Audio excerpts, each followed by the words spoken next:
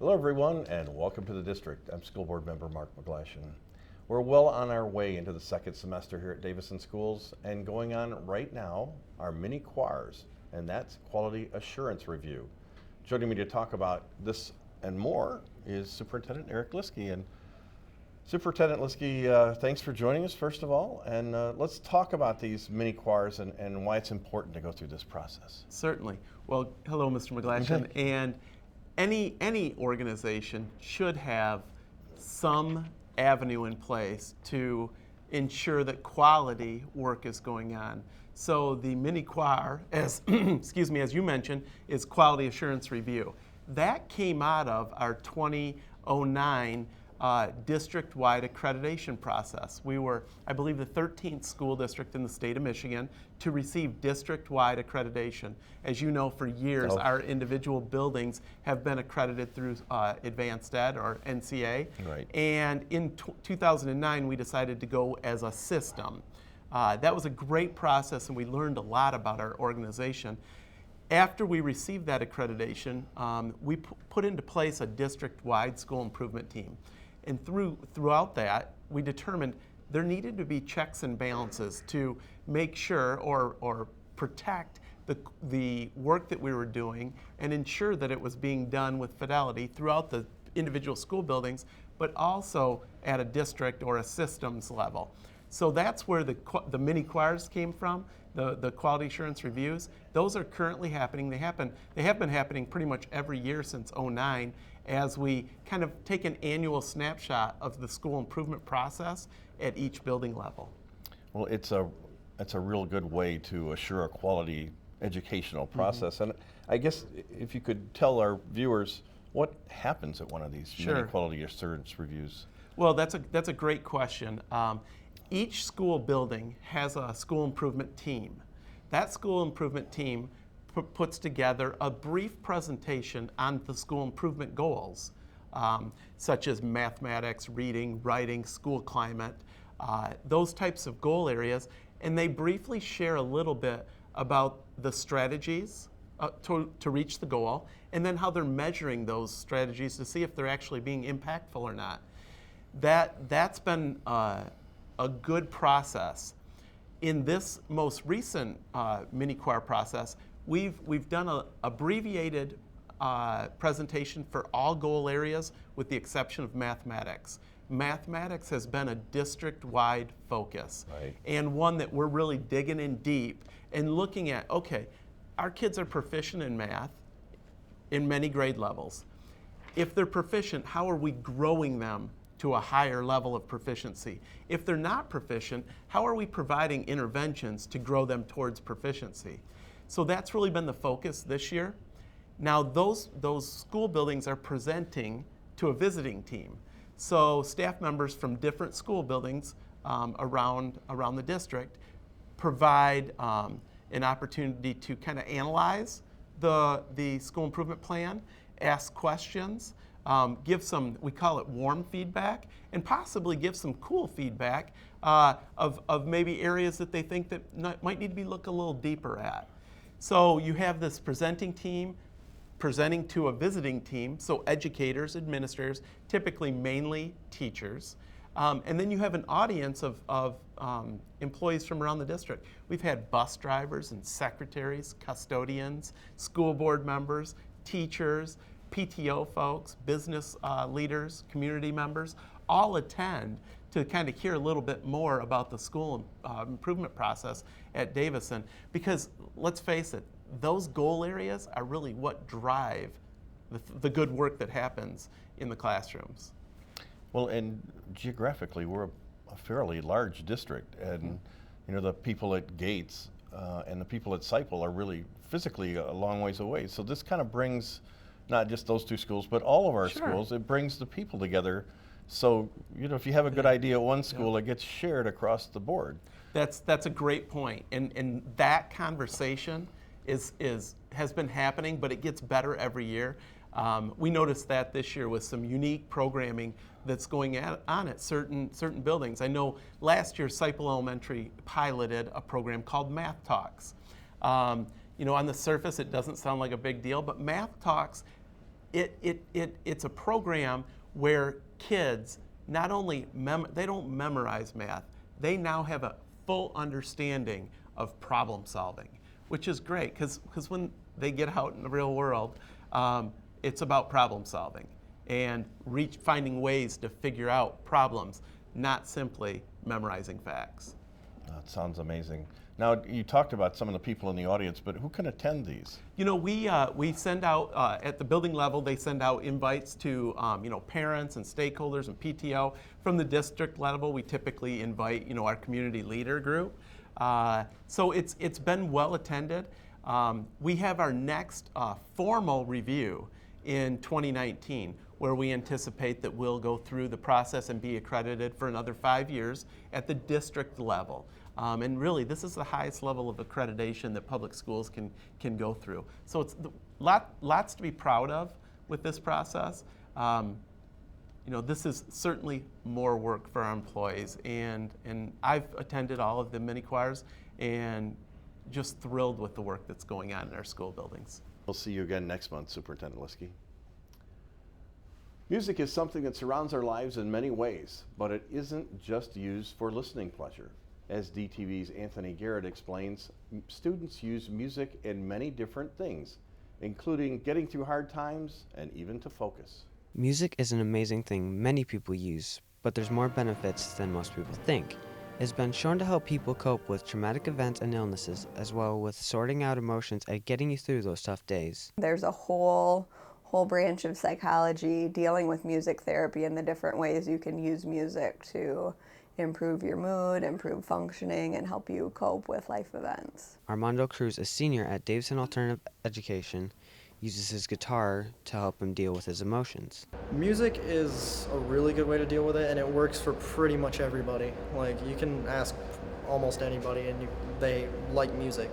I don't really know anybody who doesn't like music. Diamante Smith, another senior at the Davison Alternative, uses music to put him in a better mood and to get himself pumped up. When I lost my friend Kyle a year back, I would listen to happy music to make me feel better, or just different types of music, not sad music, to make me think about him.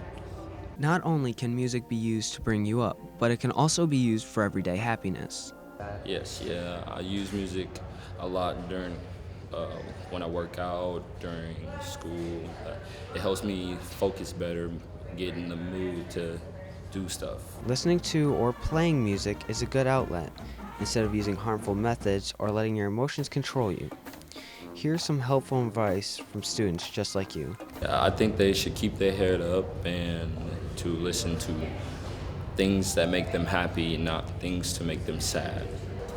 Yeah, just play your favorite songs and forget about it. Just focus on the music. Don't worry about everything else. Anthony Garrett, DTV News.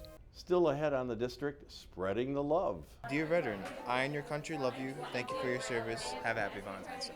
How one teacher's loss is helping others to gain a bit of perspective. We'll introduce you to a special program for veterans when we return. We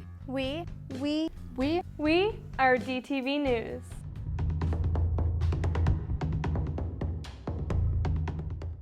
We strive to bring you the stories that you want to hear. To tell you what's happening in your community, your state, your country. To give you all the details and not hold anything back. And cover every topic we possibly can. So we want you to count on us for any situation. And we won't let you down. DTV News. Here to inform. Welcome back to the district on DTV. A teacher at Davison High School has started a program to show veterans love. It's called Valentine's for Veterans, and DTV's Quinn Trombley has the heartwarming story. It really touches my heart because my husband passed away 4 months ago. Private First Class James Robert Palso, a Vietnam veteran who was awarded 2 Purple Hearts while being a proud father and husband, was unfortunately laid to rest in September after his battle with rapid progression of Alzheimer's, but his memory lives on through one last Valentine. Kind of a butterfly motif, and inside he had started to write his name and he couldn't finish it, so he tried again and did write his name in there, and things were getting harder for him, but it means a lot to me and I'm really happy that I kept it. Private Paulso's daughter and Davison teacher, Rana Paulso, wanted to give back by leaving lasting memories to local veterans at the Saginaw VA through a simple card.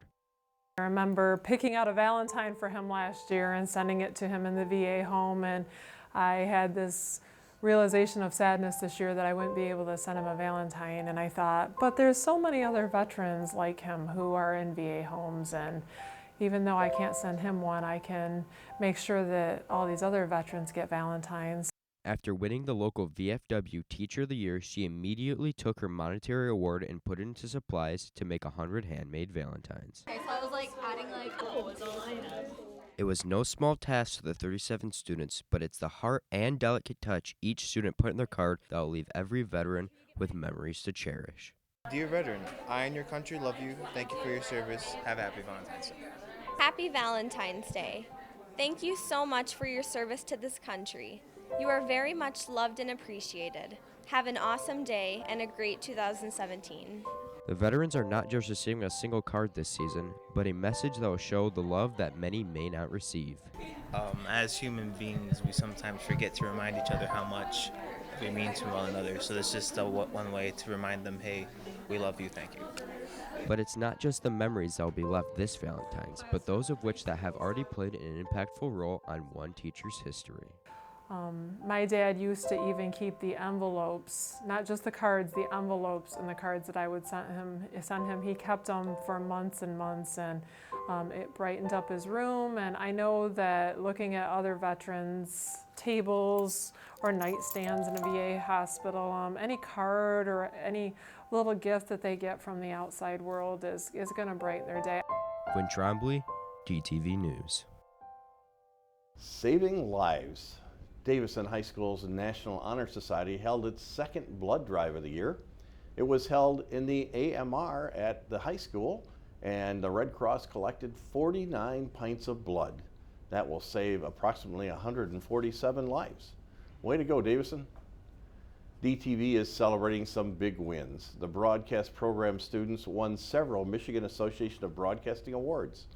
First place awards went to 4 seniors: Jillian Berger in Digital Media Experience, Jordan Bruns for Most Innovative Media Technology, Calvin Phillips and Haley Garrett for Current Events.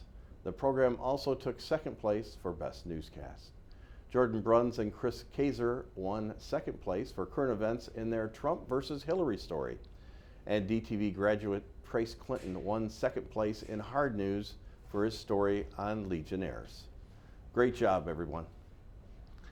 We all know how important it is for a team to come together, but being a team goes way beyond the game. Still ahead, how Davison's varsity girls basketball team gels on and off the court. News, sports, and student life. Well, let's just say we get out a lot. That's right, we've got everything Davison. Football, basketball, concerts, you name it. Your ticket into the stadium, auditorium, or even downtown is right on your TV. Charter Channel 191 or dtvnews.org, saving a seat just for you. Welcome back. You're watching The District on DTV. The boys bowling team rolled a record-breaking perfect game for the first time in the school's Saginaw Valley Conference history. They rolled a 300 game and broke the record for the set of game scoring with 545 total points. Dylan MacArthur bowled the last 3 frames of the history-making game. The girls are ranked number 1 in Division I. They won both Baker games but struggled in match play. They ended up co-champions for their 5th consecutive Saginaw Valley League Championship. Congratulations to all. Being a team means so much more than coming together for a game. It means having a bond on and off the court. DTV's Caitlin Abdella shows us the sisterhood between the girls' varsity basketball team. Team chemistry is built on and off the court, and for a specific team here at Davison High School, the chemistry off the court is what makes them better while they play the game that they all love. There's always at least one person singing, screaming, or falling on the ground for no reason. There's always laughs, but at the same time, we use our laughs and our chemistry to play together and play the game we love. We're very loud. We have a lot of fun together. We have a lot of things we do together, and I mean, we're getting closer and closer as the season goes on, that's for sure. Beyond the noise, a connection was being formed that benefits when they are in the heat of a battle. Me and my team are very close. We do a lot of things together, like team dinners. So I'll go to someone's house and I'll bring anything from our house, and we have team dinners. We play rock band.